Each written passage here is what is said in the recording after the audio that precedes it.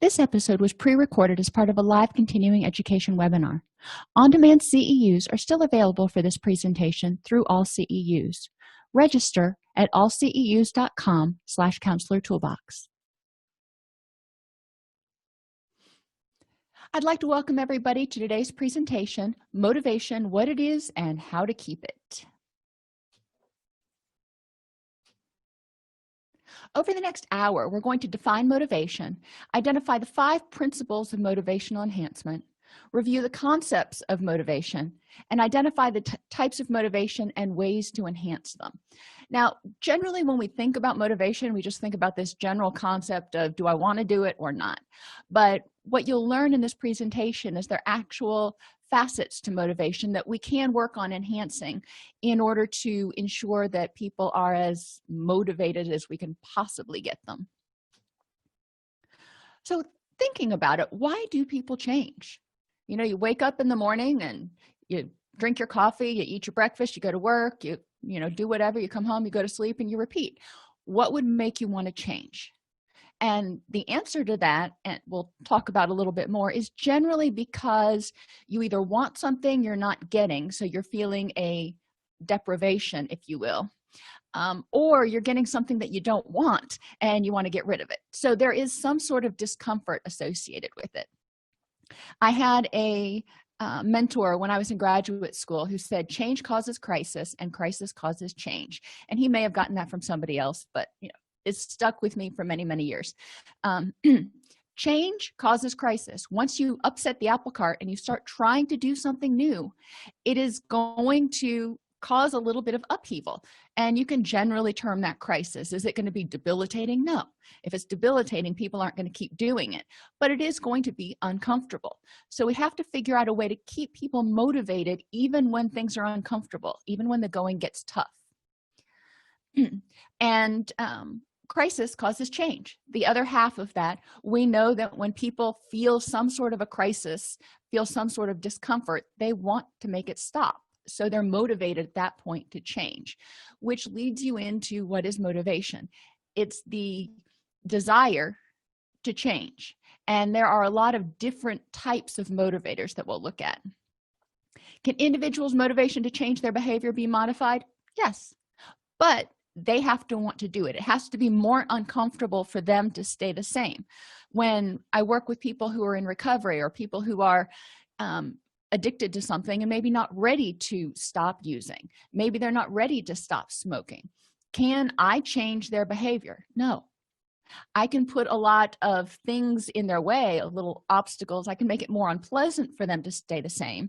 For example, increase in cigarette taxes, not being able to smoke in the office, not being able to smoke in restaurants. There were a lot of things that the government did to make things more unpleasant in order to keep smoking. So that did motivate some people to change. But basically, the person themselves has to decide, this is just not worth it anymore. Do clinicians have a role in enhancing clients' motivation recovery? Oh yeah. Mainly because a lot of our clients are not aware of the motivational process. Once they understand it, a lot of times they can do it themselves. But there's also that other motivation out there. If they don't want to be coming to counseling, they're involuntary clients, then they're probably going to be motivated to not see you anymore. So they're going to change their behavior, at least temporarily, in order to get released from treatment. The other thing that we're looking at is even people who want to change their behavior. When they come to see you, they have to shell out money. And a lot of people don't like to part with their money. It's uncomfortable. So they're motivated to get better or make the change quicker. And that doesn't even begin to touch on the reasons that they're uncomfortable and the reasons they're wanting to make the change. So there's a lot of stuff here. Motivation is a combination of desire, willingness, and ability to do something. You got to want to. But even if you want to, like I can sit in the living room and I can look outside at my garden and I can go, I would really like to get started on my garden. But I may not be willing to get off the couch. Or I may not have the ability to do so because, at least in Tennessee, the ground is still not ready to be worked for the spring. So desire, willingness, and ability. We've got to make sure we're taking into account all 3. Effectively enhancing motivation requires empathy and understanding. And if you're trying to motivate yourself or someone else, you have to have empathy and understanding. Why is it that I want to do this? And why is it that I don't want to? What are the reasons that I might be hemming and hawing and not just like jump into it? Understanding that and working with what you've got. Identifying discrepancies between your desired situation and your current situation. So, if you want to, I want to have a beautiful garden in the summer. Well, that's great. The ground hasn't even been worked yet. So I can't even begin to start planting. And there's a whole process in getting a garden to grow and produce food and all that kind of stuff. So there's a discrepancy between what I've got and where I want to be. When we're talking about people who are engaging in unhealthy behaviors, what is it? Where is it that you see your life in a year or 2 years or 5 years? Or what is it that you pride yourself on? And pointing out how, they may not be able to be as available to their kids if they keep smoking and they develop emphysema, or, pointing out some of the facts that may be there. Now, we're not going to go off to the extreme and say, you're going to get cancer and you're going to die. That's a possibility. But we've got to look at probabilities, because as soon as you start making mountains out of molehills and they go and they find out, well, the chances of this happening are like 3%, no worries. Then you lose some credibility. So we want to make sure that we present information that's factual, that's credible, but it also highlights the difference between what they're doing and where they want to be. Overcoming resistance to change means more rewarding behaviors or fears about change. So resistance, and I don't like this word, and thankfully we've really stopped using it over the past few years, means that somebody's choosing more rewarding behaviors. If they are choosing to use instead of stay clean, then using is more rewarding, and we need to figure out why. What is it that makes using more rewarding? And generally it comes down to it's helping them escape the pain from the depression and the anxiety and yada yada yada. But why is it they choose this? Because it looks awful. I mean, they're stressed out, they're homeless, they're this, they're that, or whatever the case may be. But generally when people are in active addiction, it looks to an outsider very painful. But we've got to understand that being clean and change in and of itself is even more terrifying and more painful. And going with those fears about change, anytime you take on something new, there's a bunch of ambiguity. So you don't know if you can do it. And if you've tried before and you failed, then you already have a couple strikes against you and you're going, well, it hasn't worked before. What's the likelihood of success? All of these fears can add up to go, you've tried 3 times, you've relapsed 3 times, just never mind. We need to help people understand, why did they relapse those 3 times? Why did returning to use become more rewarding than staying clean? What did we miss? And it's all about, I look at it like a detective. I want to get in there with my clients and I want to say, what did we miss? It's not what did you do wrong? And it's not necessarily what did I do wrong, but what did we overlook? What triggers, what happened? And let's figure out a way to tighten up your relapse prevention plan. And then supporting self-efficacy, helping people take that step, making sure they get frequent rewards. Doing something and then getting a reward in 6 months, not real rewarding. So we want to make sure that they have small successes and they can build on those successes. For example, if somebody's trying to stop smoking, what's something that a lot of people try to do? Suck on sugar-free candy or get a drink. And so you're still having that same kind of hand-to-mouth oral behavior, if you will. And it's not solving the problem. It's not addressing whatever was stressing the person out that made them want to smoke, but it is a healthier behavior. Okay, so let's start there. Let's start with a healthier behavior. And then while we're addressing these underlying issues that, you're trying to deal with whatever your dysfunctional coping mechanisms are, stay with that one. And then once you start feeling less stressed, then maybe we can start looking for alternate less similar behaviors to replace it. Change involves recognizing that something needs to be done. You know, my garden needs to be planted, the house needs to be cleaned, something needs to be done. And then we've got to increase motivation to do it. We've got to realize there's a problem and get the desire and the willingness to get up off the couch and do it. So in defining the problem, we want to create crisis. We want to say, where do you want to be? All right, now how is this situation? How are your behaviors? How is your current situation different than where you want to be? Or how is this current behavior negatively affecting you? Create that crisis. When they do commercials on television, and I talk about them a lot because they just stab me in the heart.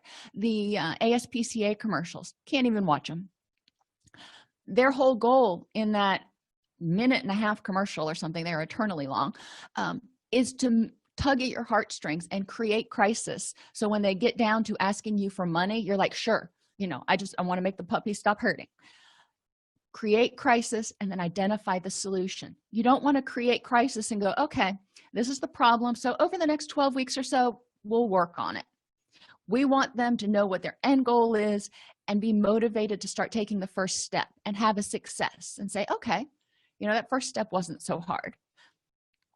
Identify the benefits to doing what you need to reach your goal. If you want to, we'll stick with the smoking analogy or example right now. If you want to stop smoking, you know, eventually you need to be out here, and there are a lot of different ways to stop smoking. You can do it cold turkey, you can wean off. We're going to say this person decided to go cold turkey. So what are the benefits to stopping smoking cold turkey? And what are the drawbacks to stopping smoking cold turkey?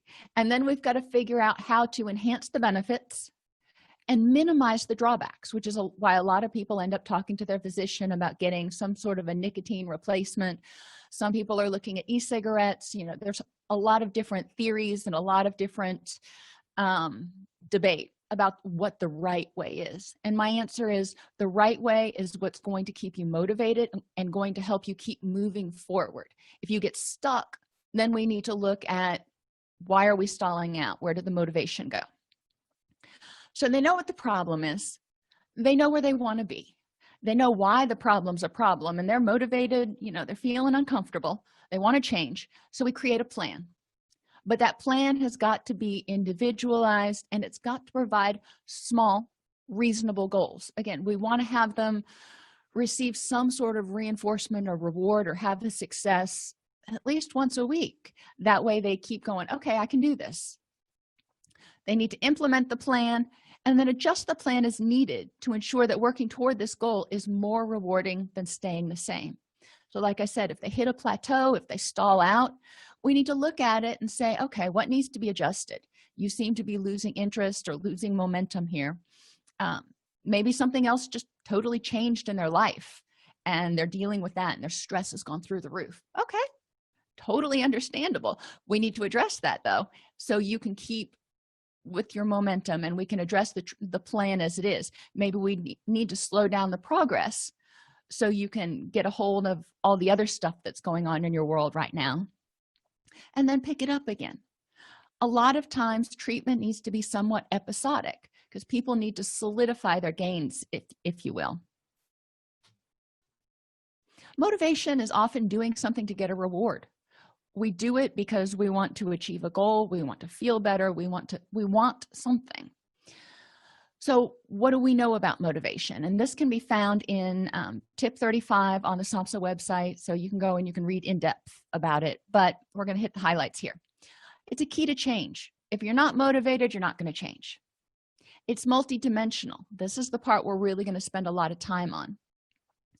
It's dynamic and fluctuating. When the going gets tough, when it gets uncomfortable to keep making this change, a lot of times people will go, you know what? Never mind. It's just not worth it. Think about New Year's resolutions you've made. Maybe you decided that you were going to get healthy. Maybe you decided you were going to start working out. So you go to the gym and the first day you're really motivated. You're stoked. You learn about all the machines. You have an easy workout, nothing too hard. And you come home, you go back the next day and you decide to push it a little bit harder. you come home and you wake up the next morning and you're starting to feel sore and you're like, oh yeah, this isn't so nice. Well, anyway, you keep doing this for a little while. Eventually you may get to the point where either you wake up in the morning, you're stiff and you're sore, and you just don't want to get out of bed that morning, and your bed is more rewarding than the gym. I know, surprise, surprise. So we've got to say, what is going to keep this person going on those days that they've got a lot to do at work, or that their bed is way more rewarding than going to the gym? What's going to help them keep going? Motivation can be modified. So when people's motivation starts to wane, all we've got to do is go, okay, how can we increase your motivation? How can we remind you, or how can you remind yourself of what you're doing and why you're doing it?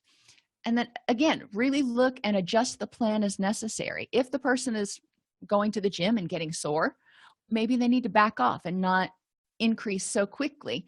That way it's not punishing to go to the gym. If they are stopping smoking, there are going to be times when maybe they're around a lot of people who do smoke. They smoke outside, but they come in and they smell like smoke, and it's a trigger for them. Okay, so that's something we need right there. How do we address triggers when you're around somebody that smells like smoke, or when you walk past the tobacco aisle, or whatever your triggers are? We identify those, address those, so the person doesn't have that stress. We can make motivation increase again. It's the key to change. We've talked about that. When we're not motivated, we're not going to do it. And that means doing your homework. That means coming to this class. That means doing your progress notes. Anything you do, you've got to be motivated. Even fun things like going to sleep, or cooking dinner, or whatever it is that you really like to do, you have to be motivated. But if you like it, you're motivated. That's your motivator. It's rewarding, it's reinforcing, it's fun.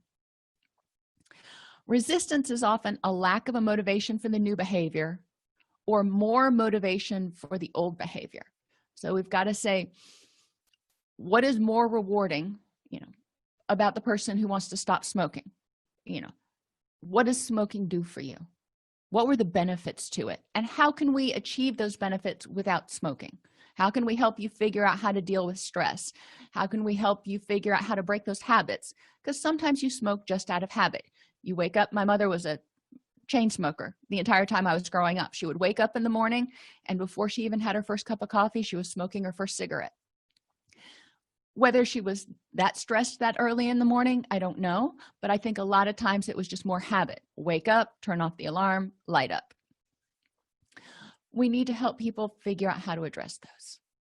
One of the first steps in developing motivation for change is to create a crisis. So help them identify, what are the problems with the current situation? You want to stop smoking. Okay. You don't want to have to go out and smoke outside when it's cold and rainy. And okay, that's one. You want to save money because it's getting expensive to smoke. You want to be healthier. Great. You want to be around for your kids. Great. You are finding it more difficult to breathe since you've been smoking so much. Okay, those are all reasonable problems. So in what ways will the change be worth the effort? What are you going to get out of this? Because stopping smoking is hard. So I want to know, aside from being there for your kids, which is a motivator, don't get me wrong, but what else makes the change worth the effort in the short term to get you through today or this week, so you're not going, you know what, I can have a little slip here. And motivation is multidimensional, and this is one of my favorite parts. Emotional motivation, whatever you're doing makes the person happy, or they make themselves happy by doing it. So if you're stopping smoking, how can the person feel happy about doing that? They may need to find rewards to put in. If they get through an entire day without smoking, what could they do at the end of the day to make themselves happy? Because stopping smoking itself is not necessarily happy. What could they do instead when they're stressed that they might enjoy besides smoking? And my fallback is always cat videos on YouTube, but whatever works for a certain person. Mentally, help them really ferret out what the logical choice is based on their goals. Is this the logical choice, and how is it the logical choice? How does it make sense that this is what they need to do? So emotional is it's what they want to do, either for the reward itself or because they're going to get a reward for making it through the day. Physical motivations, it improves your physical health, it may reduce pain, it may increase energy. What are the physical motivations for doing this? In what ways is it going to help you feel better in your body? Socially, social motivations look at will this improve relationships with yourself or others. And I emphasize with yourself because a lot of times we overlook that. We say, how is it going to help you in your relationships? And we sort of hint or indicate that relationships with others. But we're also talking about our relationship with ourselves, doing things for ourselves in order to make ourselves healthier, happier, yada, yada, yada. And in order to help you embody what you envision as your self-esteem. Social motivation could also come in the form of eliciting positive feedback, again, from self and others. You got to pat yourself on the back and go, you know what? Today was a really crappy day, but I didn't light up. I thought about it, but I didn't do it.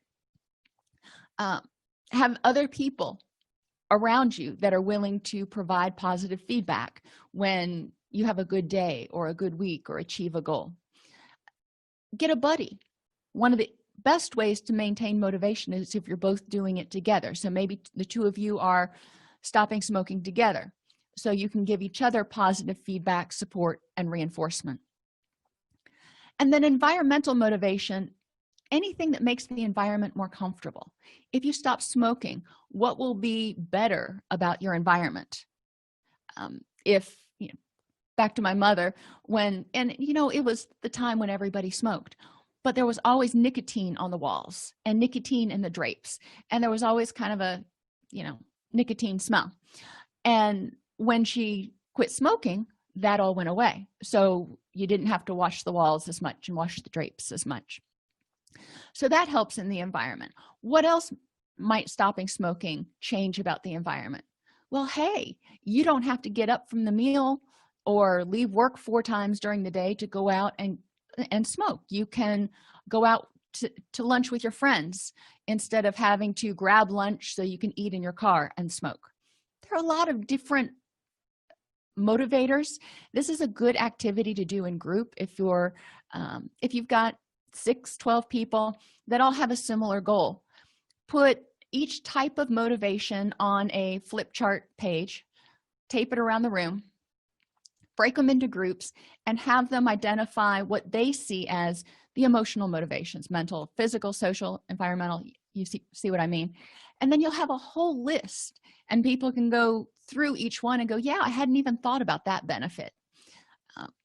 It helps, gets people stoked, and reminds them of all the various, even sort of tangential reasons they're doing this. Interventions, creating the crisis. If you have someone who is in pre-contemplation or contemplation, they're not quite ready yet to make the change, we need to kind of create a crisis. So we want to examine the ways that the mood issue or addictive behaviors are impacting each area of wellness. And so we want to look at how is this problem that you're presenting with impacting you emotionally? How is it making you sad, angry, stressed, depressed, guilty, any of those dysphoric emotions? How is it impacting you cognitively? Is it stressing you out? Are you thinking about it a lot? Are you worrying about it? Are you whatever? Physically, how is it impacting you? Socially and environmentally.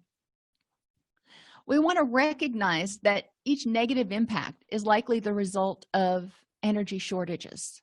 So when somebody is smoking and they decide, I really want to stop smoking, so we want to say, why do you want to stop smoking? What is motivating you to stop smoking? And they may say, I'm worried that I'm going to get cancer, or I'm not going to be there for my kids. So worry is down here. So they're spending a lot of energy on worry. And we want them to understand that one of the ways they're coping with this worry, one of these ways that they're stopping spending so much energy on worrying, is smoking. It distracts them. Identify individualized interventions. Identify ways to reduce stress and improve each area of wellness. So we know that whatever you're trying to change is making you uncomfortable. So how can we make you more comfortable?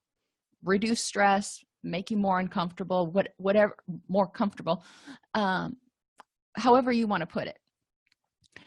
And then on top of that, instead of just focusing on this one issue, like stopping smoking, let's look at all these other areas that will help you be healthy in your mind and body. So emotionally, what can you do to be happy each day? Because you know what? You can't be stressed out and happy at the same time. So even if it's for 10 minutes, it may not be forever, but even if it's for 10 minutes, what can you do? What can you do to help yourself stay focused, think better, improve your memory? That's usually not a big motivator for people, but you know, you can look at it.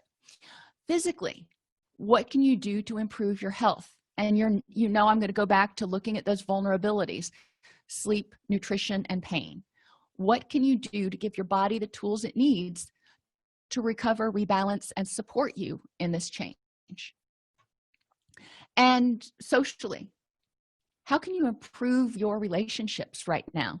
How can you improve your relationship with yourself so you feel like you deserve the very best and you deserve all the effort that you're putting into it? Highlight motivations for change in as many areas as possible, and define and identify motivations to change in each dimension.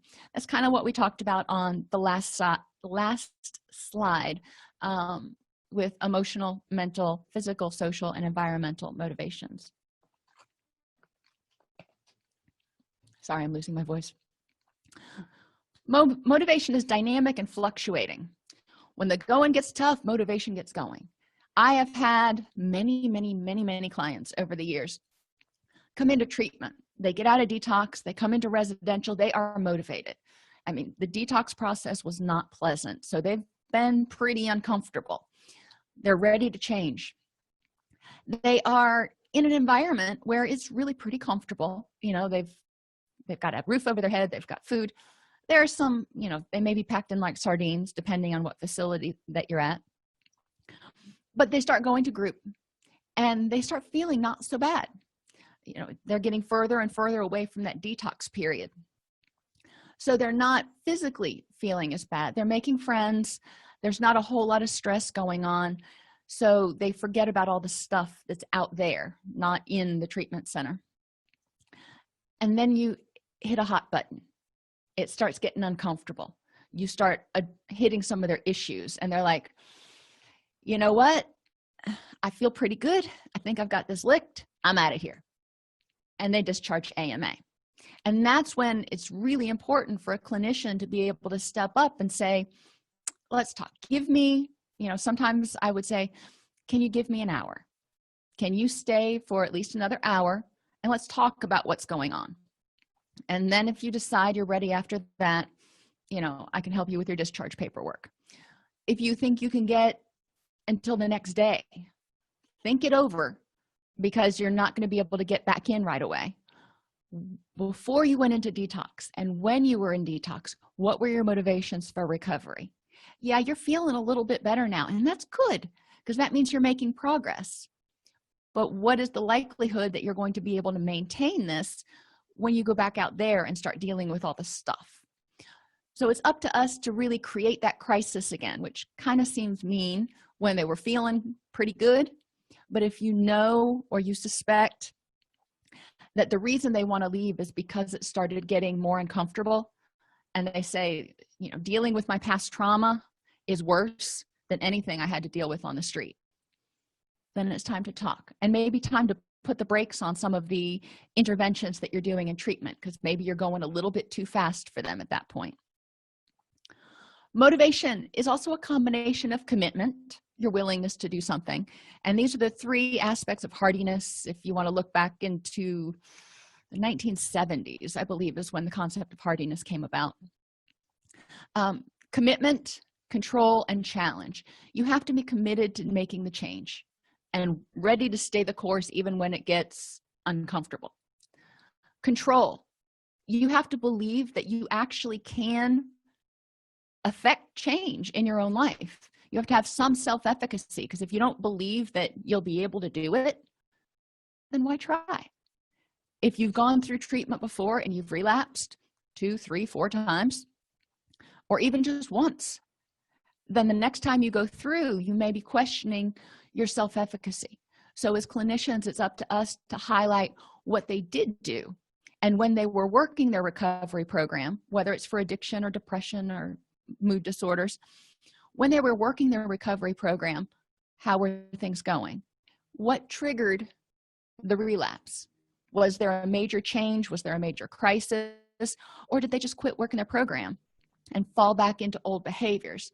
So what we want them to understand is when they're doing the next right thing, when they're using these new behaviors, things are pretty good. It's when they start getting slack that a lot of times they'll fall back into old behaviors. Emphasize how well they did during that period they were doing the right things.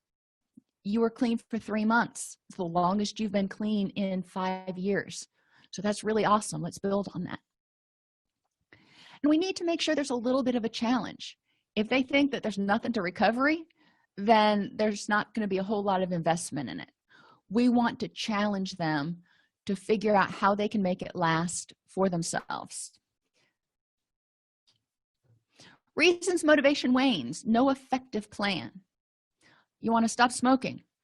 Okay, today is the last day I'm going to smoke. Henceforth and forevermore, I'm just not going to buy any more cigarettes, and I'll white knuckle it through the cravings. In my personal opinion, for most people, that's not going to be an effective plan, because the smoking was more than just a habit for most people. It was helping them deal with stress. So if they're not also learning new coping skills for stress and or reducing the stress in their life, they're going to have a real hard time not returning to the one thing they were using to cope with stress. Distractions. You're wanting to, and this isn't quite as appropriate with smoking. We'll talk about addiction recovery in general.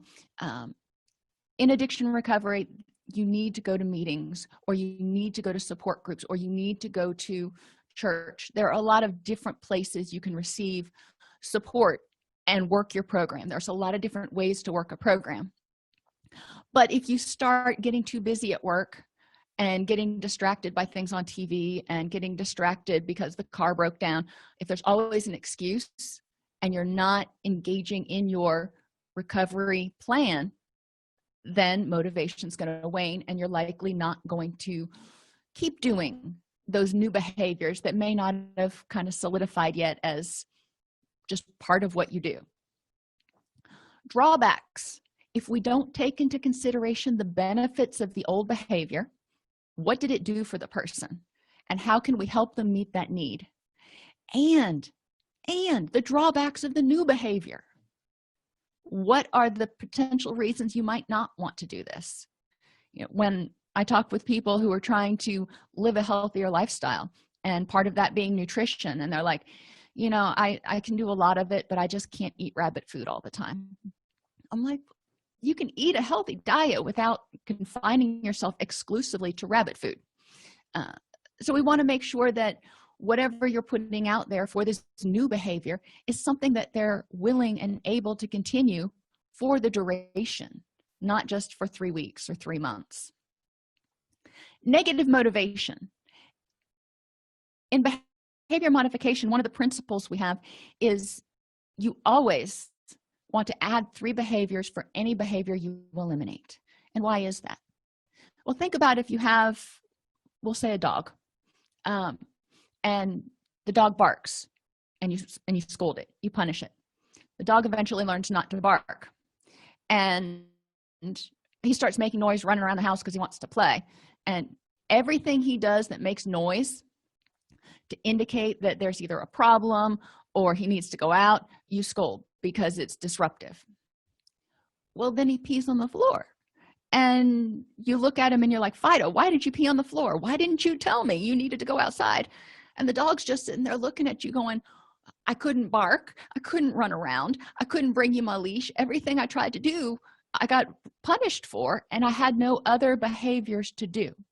So if you take away a behavior that is serving a function, you've got to replace it with something in order to increase the chances of effective change. So negative motivation means when you're setting goals, yes, we're probably trying to eliminate something, get rid of depression, stop smoking. That's your initial problem. But what is your goal? Your goal is to add something, to get healthier, to feel happier. That's what you want to add. That's the reward that you're going towards. Extrinsic motivation means depending on the outside world, waiting for somebody else to go, good job. You've got to be able to pat yourself on the back. You've got to make these changes for you. A lot of times people make changes in order to try to save a relationship, or in order to try to, save a relationship, get a promotion, do something that involves someone else validating it. And it's important to make sure that the person is doing this for themselves. That way, if whoever it is doesn't pat them on the back, they don't go, well, that was a waste of effort. And yes, a lot of motivation, you can work in the decisional balance exercise, where you look at the benefits and drawbacks to both staying the same and change. Oh, and hey, here we are on our decisional balance. Enhance the benefits to change and the drawbacks to staying the same. So I hated the color clash, but I had to do it. Green means go. We want to enhance these things. Red means we want to stop or remove them. We want to remove the benefits to staying the same. If you got social rewards for doing this, how can we make sure that you're getting social rewards in your new behavior? And we want to eliminate the drawbacks to change. This is probably my favorite example when we talk about readiness for change, because you've got to motivate people. And my first supervisor, when I was doing my practicum, I talked to him one day because I was getting really frustrated that our clients were coming back. They were relapsing. And his point to me was, and it's another one that stuck with me, if somebody's been doing something for 5, 10, 20 years, and they come into treatment for 28 days, if you can move them from one stage of readiness for change to the next, you have done more than your job. You have done a great job. You're not going to get them from pre-contemplation all the way to maintenance in 28 days. So start with where they are and look for small episodes of care. You have to be motivated to move forward. And when someone is in pre-contemplation, they're not motivated because they don't see a problem, or they do and they're not ready. There are 3 types of pre-contemplators. These are the people that go, you know what? I'm okay. Staying the same is better than whatever this change is you're offering me. Reluctant pre-contemplators often don't have the information they need to understand that this is a problem. So we want to increase their knowledge or awareness about the problem and the personal impact it's having on the problem. Rebellious pre-contemplators, they fear that somebody's trying to force them into treatment or make them do something, and they fear loss of control. So we want to take that and go, you know what? It's okay. With my clients who are on felony parole, we would do this group, and none of them wanted to be there. They were all pre-contemplative, and that was okay. So instead of lecturing on drug addiction and pharmacology every night, I would turn it around and I'd go, what is it that you want to get out of this 10 weeks that you're stuck with me? Now, the state's paying for it, so you might as well benefit. What is it that you want to get from it? So shift the energy from fear of losing to control to what can I get out of it? because most of the time the goals are going to be overlapping. They're not mutually exclusive. So if they want to get off probation and not have to deal with their PO anymore, not have to deal with you anymore, that's great, but that means they've got to stay clean. My goal is for them to stay clean, but by helping them work on their goal, I also achieve my goal. Resigned pre-contemplators have tried before and they failed, so they feel like it's hopeless, and we want to rekindle that hope and optimism by highlighting their successes, strengths, and supports. Okay, you relapsed, but you were clean for a month. You were not depressed for 6 months before this episode came along again. So that's good. And each time that you recover from a depressive episode, you stay happy or not depressed, depending on how the person presents it, for a little bit longer. Let's look at how you're doing that and let's build on that. For the person, again, going back to smoking, maybe you've tried and failed before, and you've tried and failed before. Let's look at what caused those failures and tighten that up. We're just learning about you as an individual and what you need in order to recover. Now, I use the analogy of a pool. Pre-contemplators, it is 95 degrees in the shade. You are hot, but you're looking at the pool going, it is really cold in there. Pre-contemplators either have tried to get in the pool before and it's been uncomfortable and they're like, no, I don't do pools. Or maybe they don't even realize how hot they are yet. They're sitting there and they're like, no, I'm fine. It's not really a problem yet. Contemplators, it's getting a little hot, but I'm still okay. You know, they're fanning themselves, they're putting their lemonade up to their face, but they're not ready to get in that cold pool because they know it's going to be uncomfortable for a little bit. As clinicians, we can address the ambivalence by tipping the decisional balance scales. Have them do one of those decisional balance exercises. We want to address their anxiety about change. What are you afraid of with change? Are you afraid of failing? Are you afraid of losing friends? What are your anxieties and apprehensions? And also their grief. Letting go of something, not being able to smoke anymore, there could be some grief in it. So let's talk about, what does it mean to you to not be a smoker anymore, or to not be able to turn to cigarettes when you get stressed?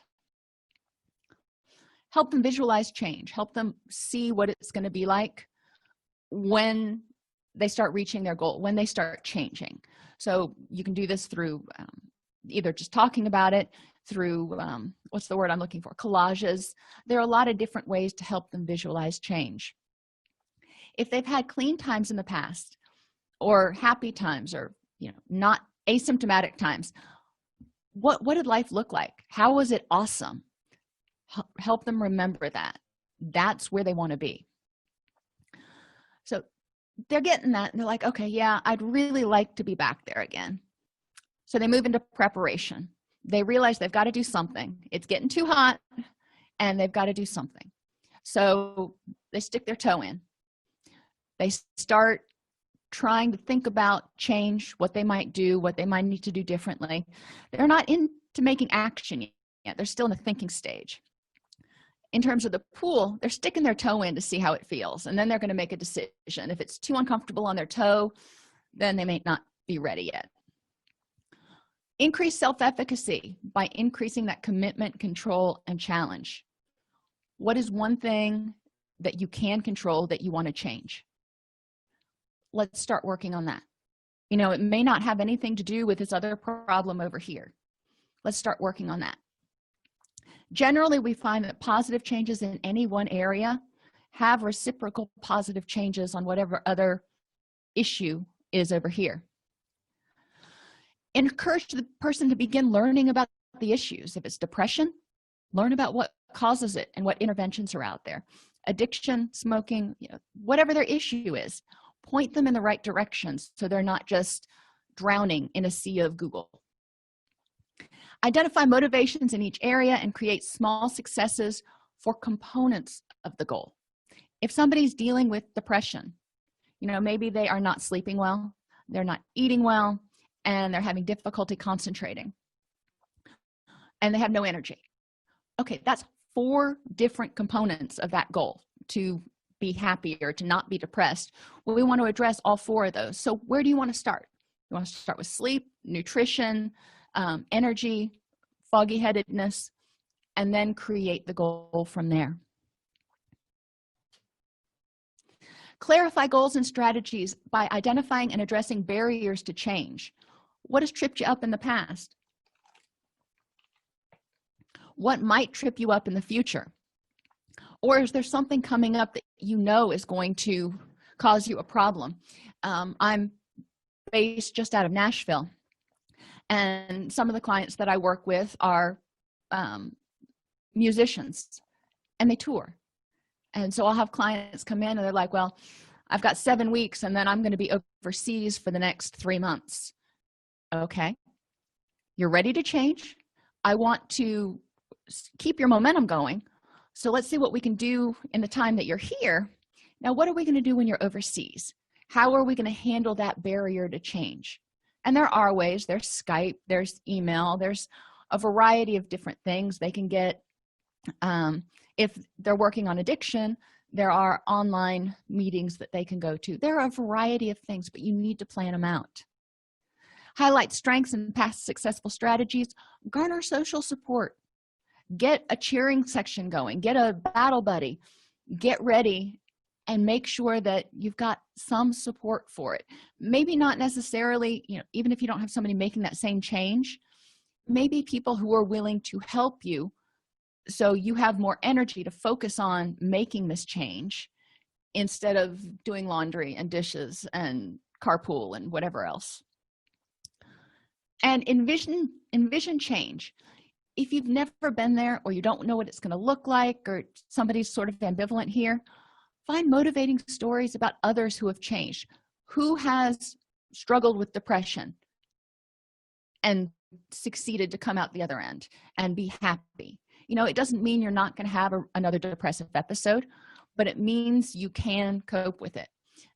Who's quit smoking? Who has gotten into recovery from addiction? Find stories, whether it's celebrities, people in their church, people that they know. Encourage them to build off those. So they're dipping their toe in now. Okay, they're tired of being hot. They're going to take the plunge. They're going to jump in. We want to make sure that motivation is maintained. So when they get in and it's really cold, there's some discomfort there. We want to make sure that they remember how uncomfortable it was being hot. In order to make sure they're maintaining motivation, mindfulness activities are wonderful. I encourage my clients to do mindfulness activities every morning and every evening for the first 3 months after they get out of residential. How are you feeling? And just go through the list emotionally, mentally, physically. In my program, we talk about spiritually. What is going on? Are there any particular stressors? Just check in with yourself and then proceed from there, knowing what your vulnerabilities or your strengths are for that day. At the end of the day, you go through the same thing to identify where you're ending the day, so you're not hopefully ending the day just stewing on a bunch of stuff. You can identify it, deal with it, and then rest comfortably. Identify triggers, how they could cause relapse and how to deal with them. So, one of the triggers for the pool is cold. It could cause you to want to get out of the pool. So how do you deal with that cold? You can tread water, you can swim, you can dive. There are a bunch of things you can do. With our clients, help them identify what's triggered you in the past. What is it that you think, what are the things that could happen that would make you go, screw it? We need to address those right now. Let's make a plan. Maintenance. This is the time to enjoy your successes. Step back and look how far you've come and go, 6 months ago, I was feeling pretty bad. And look where I am. Or 6 months ago, I was smoking 3 packs a day, and now I'm a non-smoker. Awesome, good for me. Stay mindful of continuing to work your program and remain vigilant for relapse triggers. We have that behavior in the back of our head as sort of a drop back and punt coping skill. So if our new coping skills and our new strategies fail to work, we always have that one that we could potentially go back to. We need to be aware of that and be vigilant for it. If we're talking about depression, you know, there are relapse triggers like holidays or 3 weeks of no sunshine, all rain. If that's a relapse trigger, how do you prevent that from triggering a relapse? And make minor adjustments as needed. Relapse. So the person got in, it was too cold and they jumped out. Relapse means falling back into old ways of thinking and acting. Relapse is not a requirement for recovery. Some people have one depressive episode and that's it. Some people, when they're trying to stop smoking, do it the first time. Stop drinking, do it the first time. It is possible. But it requires a whole bunch of diligence and mindfulness to be aware of all those triggers and things that come up and sort of trip you. I'm a trail runner, and when I'm out running, I'm always having to look for roots and things, and I'm not the most graceful thing in the world. It never fails. At the end of the run, I'm always trying to beat my partner because I'm a little competitive, and I will start running, and I'm tired, and I'm not paying attention, and I'm trying to, you know, go fast and really just push through to the end. And eight out of 10 times, I trip over a tree root and I fall and just bust my butt. So this is sort of something that people need to be aware of with recovery. They need to pay attention when they're getting tired, be aware of vulnerabilities, not try to rush through, and be cognizant of what's going on so they can adjust. They can dodge those tree roots and not trip and relapse. The earlier you catch a relapse, the better. So if they do use, okay, you used. What caused you to use? Let's look at what happened and how can we prevent it from happening again. We found that shaming people does no good. They've already shamed themselves. They already feel guilty. They already feel disempowered. So it's up to us to empower them and go, all right, you were already clean for 3 weeks or 3 years, whatever it was. You'd stopped smoking and you hadn't smoked for 8 months. What was it what changed? Let's look at that and address it. What things need to be addressed to keep recovery the most rewarding choice? The PIES approach, proximity. When you put in motivational enhancement, the best way to do it, the best way to encourage behavior change is to provide the intervention in the natural environment. So not wait till somebody's in your office. It's going to be much more effective if they try to practice it out there. Immediacy. Intervene as soon as the problem or loss of motivation is noticed. Not wait until their next appointment a week from today. What can they do? What can they do to build up their motivation? Encourage clients to make sure with when they're creating their relapse prevention plan and they're creating their plan for treatment, they know how to increase their motivation if they start waning, and what are the emergency steps if they're just like, I'm really going to relapse here. Expectancy. Expect the intervention to be successful and emphasize self-efficacy. Make sure they know that you believe in them. If they think that you're going, yeah, let's see how long he stays clean this time, then that just kills self-efficacy. And keep things simple. Don't make these complicated treatment plans. Keep it really simple. When we talk about nutrition, you can total macros and micros and vitamins and all kinds of stuff. Or you can say, have 3 colors on your plate at each meal. A lot simpler. Most people can do the second one, whereas the first one is just overwhelming. The more types of motivation involved, the stronger the motivational force. So if it's emotional, social, and environmental motivation, that's a whole lot better than just somebody going, yeah, I think I might like to change. Signs of decreasing motivation include failure to attempt change, what we called resistance back in the day, but basically a lot of yes buts, excuses and yes buts, and lack of enthusiasm. People not coming to appointments, or when they come, they're just kind of half there. They're like, all right, I'm here. What are we going to talk about, doc? let's talk about why you're here then. Have clients rate their motivation on each target behavior, not each goal, but each target behavior each day. So if somebody's trying to lose 15 pounds, maybe they need to go to the gym. Maybe they need to start drinking 8 glasses of water each day and start eating healthier. So you want to rate their motivation on each one of those target behaviors, because they're maybe more motivated to eat healthier, but that water is hard to get down. Okay, let's talk about how we can increase your motivation and make that more pleasant.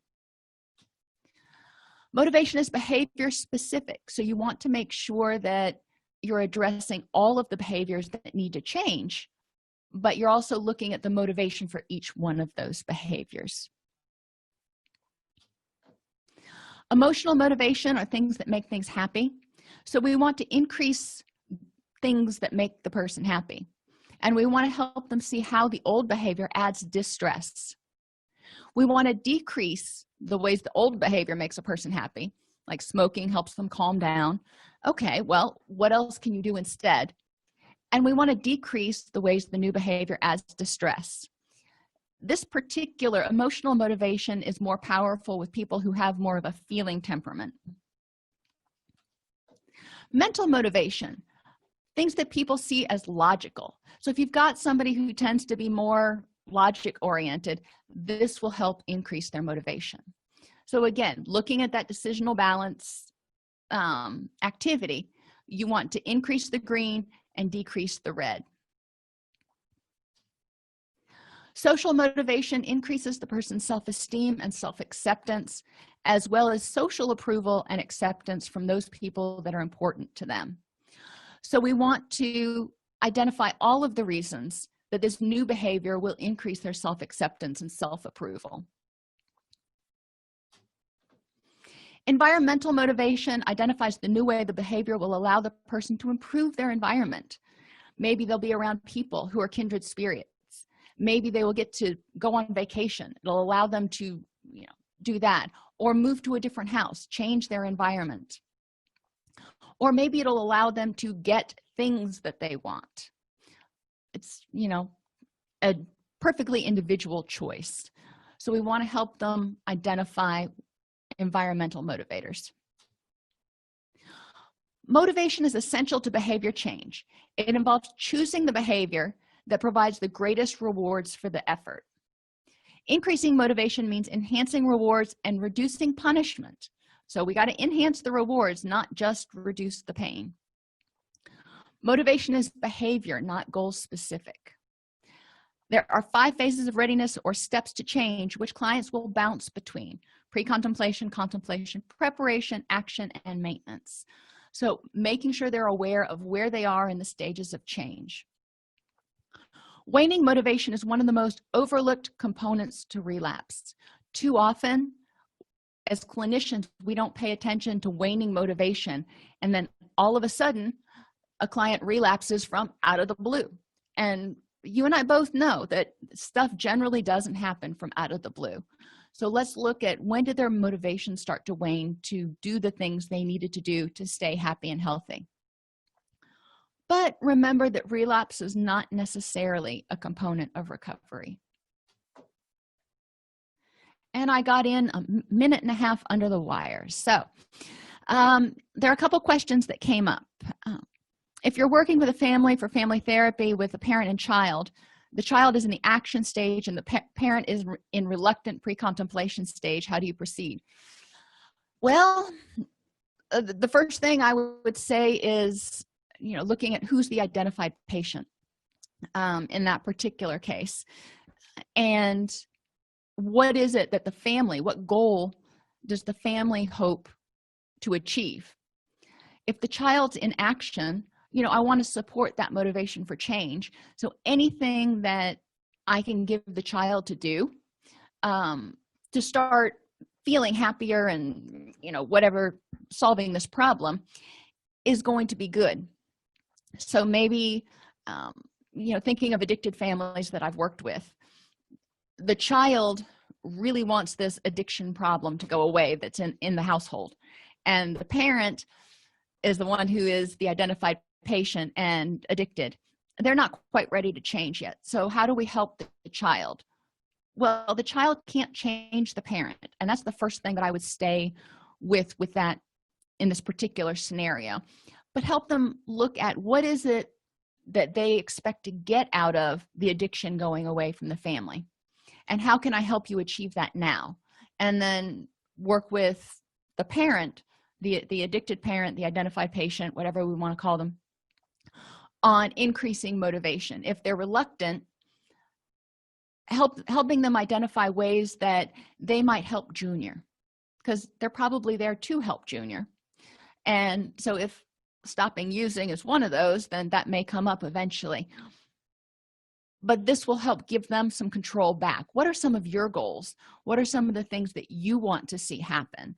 Most likely it will overlap with the family goals and hopefully the child's goals.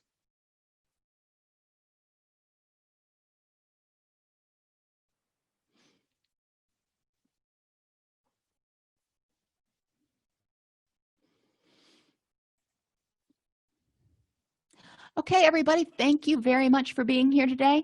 If you have any questions, comments, concerns, whatever, you can always email me at support@allceus.com, and I will get back to you usually within 24 hours.